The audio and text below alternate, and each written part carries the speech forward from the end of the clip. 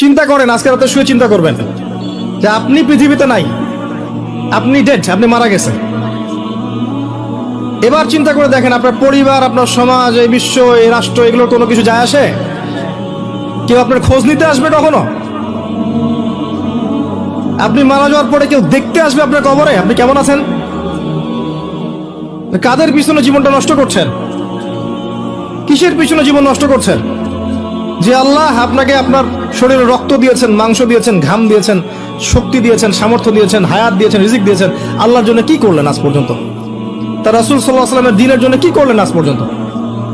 একটা কাজ দেখেন আপনি করেছেন দ্বীনের জন্য, সমালোচনা বাদ দিয়ে, আলেম ওলামাদের সমালোচনা করার, ভুল ধরা বাদ দিয়ে একটা কাজ করেছেন দেখেন, কনস্ট্রাকটিভ কিছু হলে ল্যাপটপ কিবোর্ড নিয়ে বসেছেন, খরুশ করে একটা মন্তব্য করেছেন, বের হয়ে আসছেন, মানে আপনি জিহাদ করে আসছেন, দিন কায়েম হয়ে গেছে, মাশাআল্লাহ।